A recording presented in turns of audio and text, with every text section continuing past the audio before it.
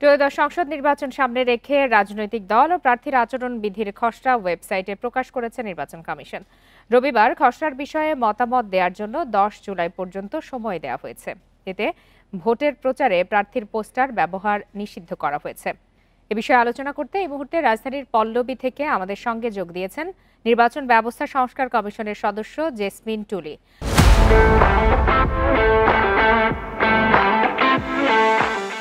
জনাব জেসমিন টুলি, আপনাকে স্বাগত জানাচ্ছি ইন্ডিপেন্ডেন্ট টেলিভিশনে। আপনার কাছে প্রথমে আমি একটু জানতে চাই যে ভোট কেন্দ্র স্থাপনের ডিসি, ইউএনও, পুলিশের ক্ষমতা কেন কেড়ে নেওয়া হলো? আপনাকে অনেক ধন্যবাদ। আসলে এখানে কেড়ে নেওয়া হলো না, জিনিসটা নির্বাচন কমিশন যে ভোট কেন্দ্রগুলো করে তার নিজস্ব কর্মকর্তা আছে, জেলা পর্যায়ে আছে, উপজেলা পর্যায়ে আছে। ভোট কেন্দ্রগুলো মূলত ইলেকশন কমিশন তার নিজস্ব কর্মকর্তার তত্ত্বাবধানে থাকে। যখন রিটার্নিং অফিসার নিয়োগ হয় তখন রিটার্নিং অফিসার ফাইনালি আরেকবার দেখে। মানে কোনো সময় যে জেলা প্রশাসক বা পুলিশ প্রশাসন ভোট কেন্দ্র করতো এটা কোনোদিনই ছিলেন না। এটা কেড়ে নেওয়ার ব্যাপারটা না, বিগত সরকার বা কয়েকটা নির্বাচনে এটা বেশি ব্যবহার করা হয়েছে প্রশাসন এবং পুলিশকে দিয়ে ইলেকশনের কাজগুলো। এবার কমিশন তো নিজস্ব কর্মকর্তাকে ব্যবহার করে এই ভোট কেন্দ্রগুলো করবে। আশা করা যায় যে যে নীতিমালাগুলো কমিশন দিবে সে নীতিমালাগুলো মেনে ভোট কেন্দ্র করবে। জানে এরকম কোনো ভোট কেন্দ্র করবে না যে দূরবর্তী, যেখানে আইন শৃঙ্খলা বাহিনী যে পৌঁছাতে প্রচুর সময় লাগবে, বা কোনো প্রার্থীর তার নিজস্ব এলাকা বলে পরিচিত তার মধ্যে ভোট কেন্দ্র, এইগুলো যদি অ্যাভয়েড করতে পারে তাহলে ভোট কেন্দ্রগুলো ভালো মতন করতে পারবে। সেক্ষেত্রে নির্বাচন কমিশনের কি এত কর্মকর্তা আছেন যারা এই ভোট কেন্দ্র স্থাপনে ডিসি, ইউএনের যে দায়িত্বটা পালন করতেন সেই দায়িত্বটা পালন করতে পারবেন? এত লোকবল কি নির্বাচন কমিশনের আছে? অবশ্যই আছে, কারণ তাদের জেলা পর্যায়ের কর্মকর্তা আছে, বিভাগীয় পর্যায়ে কর্মকর্তা আছে এবং উপজেলা পর্যায়ে কর্মকর্তা আছে, এবং উপজেলা পর্যায়ে 2জন কর্মকর্তা আছে, জেলা পর্যায়ে একাধিক কর্মকর্তা আছে। তারা তাদের কর্মকর্তা দিয়ে ভোট কেন্দ্র সারা জীবনে তারাই মূলত করে এটা। জি। সেক্ষেত্রে আরেকটি বিষয় জানতে চাই যে পোস্টার নিষিদ্ধ করা হচ্ছে, মাইক বন্ধ করার প্রস্তাব কি আপনারা দিয়েছিলেন কিনা?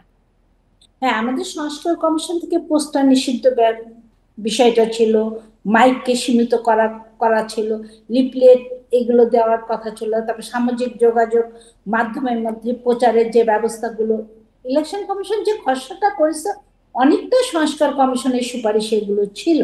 এবং তার প্রেক্ষিতে এবং পোস্টারটা আসলে আমরা সংস্কার কমিশন মনে হচ্ছে পোস্টারটা আসলে আবর্জনা হয় শহর, ইলেকশনের পর যে আবর্জনা শহরটাকে পুরো মনে হয় যেন ডাস্টবিনের ক্ষেত্রে হয়ে যায়, এবং পোস্টার গুলা বৃষ্টি বাদলে ভিজে যায়, ছিঁড়ে যায়, মানে খুবই নোংরা হয়। এটা কোনো এত উপরে টাঙানো থাকে মানুষ ঠিক মতো দেখতেও পায় না।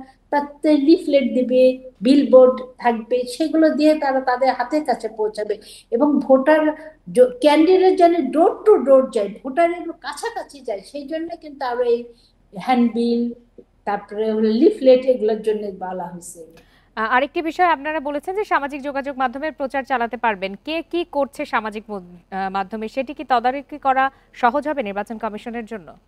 আসলে এটা একটা নতুন ক্ষেত্র, তো কমিশনকে এটা তদারকি করার জন্য আগে থেকে পরিকল্পনা তৈরি করতে হবে যে প্রত্যেকটা ক্যান্ডিডেটরা যে তাদের নিজস্ব যে ওয়েবসাইট খুলুক বা যেখানে তারা প্রচারণা করবে, এবং এখান থেকে টাকা পয়সাটা লেনদেনটা কিভাবে হচ্ছে প্রত্যেকটা ক্ষেত্র কমিশনকে ক্লোজলি মনিটরিং করতে হবে। সেটা মনিটরিং করলে বা কেউ দেখছে বলে ছেড়ে দিলে হবে না, কারণ এই ক্ষেত্র এই জায়গাটা এমন ফিশি জায়গা যে এখানে অনেক কিছু ঘটার যেতে, এখানে মানুষের চরিত্র হনন হতে পারে, রাতারাতি ভাইরাল হওয়ার জন্য অনেক কিছুই করতে পারে।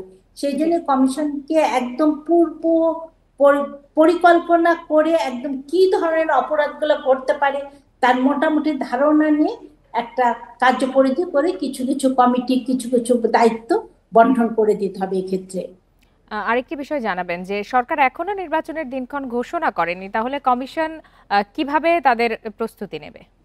আচ্ছা, কমিশন আসলে মোটামুটি একটা ধরে, কারণ কমিশন তার এই রাষ্ট্রের বাইরে কেউ না, সবকিছু নিয়েই তো কমিশন, তার ভিতরে একটা সাংবিধানিক বডি। জি। কমিশনের আসলে প্রস্তুতিগুলো অনেক আগে থেকেই চলতে থাকে।